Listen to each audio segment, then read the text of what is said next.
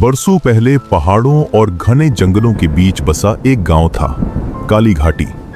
ये गांव नक्शों में तो दर्ज था, लेकिन लोग उसका नाम लेने से भी डरते थे, क्योंकि वहां एक ऐसी चीज थी जो रात होते ही जाग जाती थी।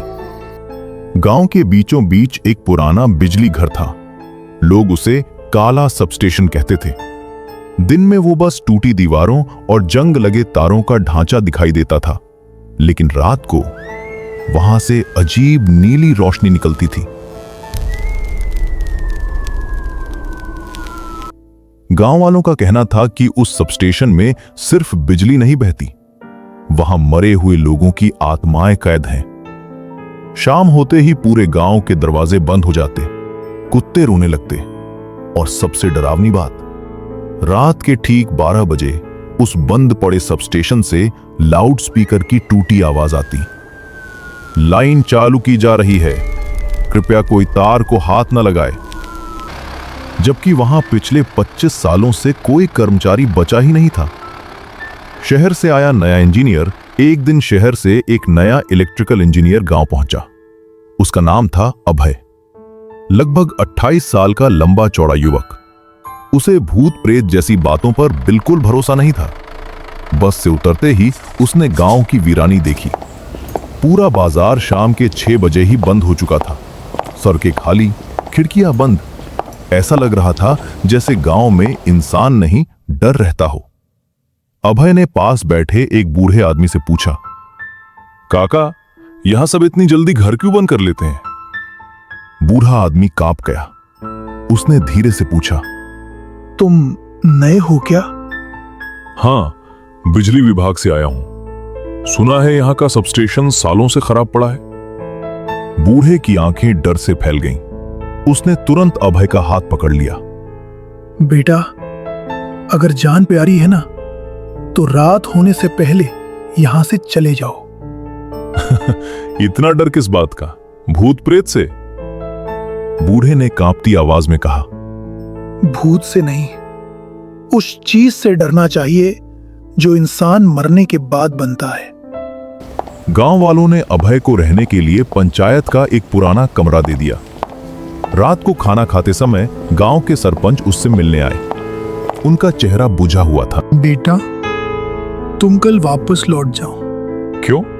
मैं यहां काम करने आया हूं। 25 साल पहले यहां भी तुम्हारी तरह एक इंजीनियर आया था। अभय चुप हो गया। उस रात सबस्टेशन में आग लगी थी। 2 कर्मचारी अंदर फंस गए थे। बाहर गांव वाले खड़े देखते रहे। क्योंकि ट्रांसफार्मर में इतना करंट था कि कोई पास नहीं जा सकता था।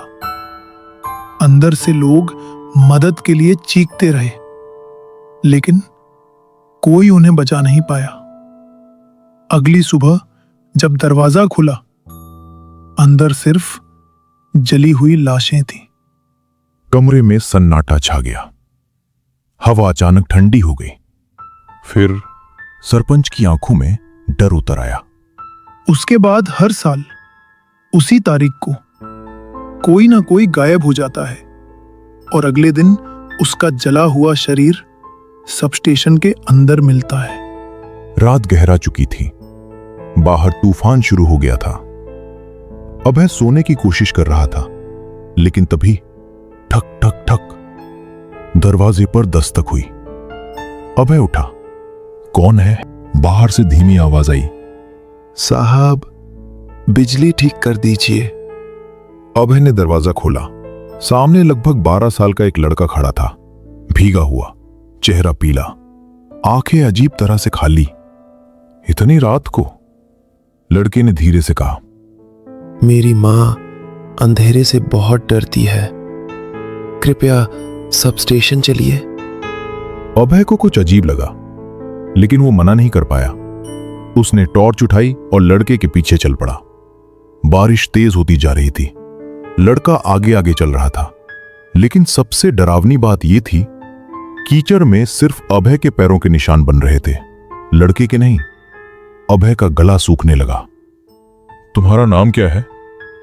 लड़का बिना पीछे देखे बोला, रवि। मैं भी बिजली विभाग में था अभय रुक गया। उसकी दिमाग घूम गया सुन के। क्या मतलब?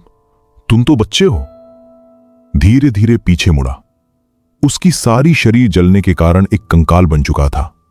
जैसे ही अभय ने देखा, उसकी होश उड़ गया। उसकी कदम रुक गई, जैसे उसके अंदर का इंसान मर गया। वो एक खड़ा लाश की तरह खड़ा हो गया। आग उम्र नहीं देखती साहब। अभय का दिल जोर से धड़कने लगा। वो पीछे हटने लगा, लेकिन तभी उसके पीछे किसी ने फुसफुसाया, अब वापस जाना मना है। अभय पलटा। उसके पीछे दो जले हुए आदमी खड़े थे।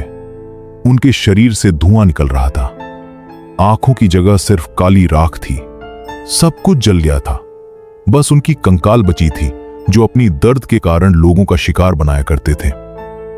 अचानक सब कुछ गायब हो गया। अभय खुद को पुराने सबस्टेशन के सामने खड़ा पाया।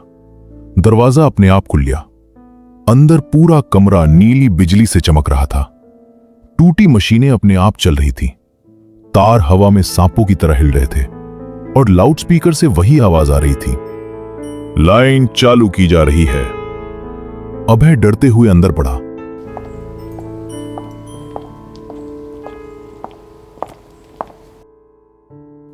तभी उसने देखा, एक आदमी कुर्सी पर बैठा था। उसकी बस आवाज बूढ़ा आदमी जैसा था, मगर जलने की वजह से सब एक कंकाल के रूप में ही दिख रहे थे। अचानक वो कंकाल एक बूढ़ा आदमी में बदल गया। आंखों में गुस्सा। अभय की चीख निकल गई। उस आदमी का पूरा चेहरा पिघला हुआ था, जैसे बिजली ने मांस गलाकर नीचे गिरा दिया। नया इंजीनियर, बहुत इंतजार था तुम्हारा। तुम कौन हो और मेरा क्यों इंतजार था तुम्हें? वो आदमी हंसा। उसकी हंसी में करंट की आवाज थी। मैं हरीश हूं, इस सबस्टेशन का आखिरी सुपरवाइजर। हरीश धीरे धीरे उठा।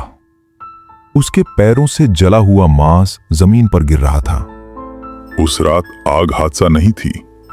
हमने खुद सबस्टेशन बंद नहीं किया, क्योंकि गांव वालों ने रिश्वत लेकर खराब तार बदलवाए ही नहीं, और फिर सिस्टम फट गया। उसकी आंखों से खून बहने लगा। हम मदद मांगते रहे, लेकिन बाहर खड़े लोग तमाशा देखते रहे। अब हर साल एक इंसान यहां आएगा, ताकि हमारा दर्द जिंदा रहे। अचानक सारे जले हुए कर्मचारी अभय के चारों ओर आ गए। उनकी आवाजें एक साथ गूंजने लगीं। एक जान के बदले रोशनी, एक जान के बदले रोशनी।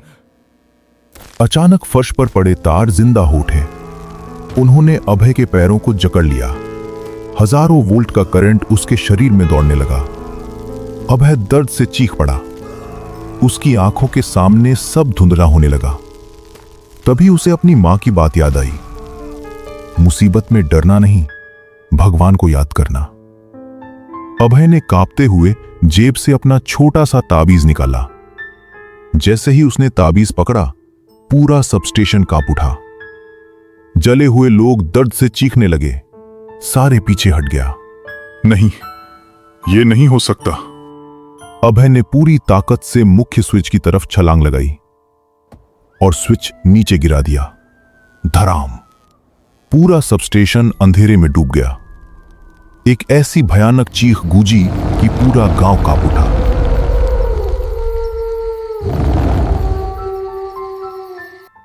अगली सुबह गांव वाले सबस्टेशन पहुंचे। अंदर सब कुछ शांत था। कोई नीली रोशनी नहीं, कोई आवाज नहीं। बस फर्श पर अभय बेहोश पड़ा था। पूरी तरह डर से भरी हुई थी। जब अभय को होश आया, वो सिर्फ एक ही बात बार बार बोल रहा था, स्विच फिर कभी चालू मत करना, वो अभी भी अंदर है। गांव वालों ने उसी दिन सबस्टेशन हमेशा के लिए बंद कर दिया। उस जगह के चारों ओर दीवार बनवा दी गई। लेकिन कहते हैं, आज भी बरसात की रातों में उस बंद पड़े सबस्टेशन से आवाज आती है, लाइन चालू की जा रही है, कृपया कोई तार को हाथ न लगाए। और अगर कोई उस आवाज का पीछा करते हुए अंदर चला जाए, तो अगली सुबह सिर्फ उसकी जली हुई चप्पलें मिलती।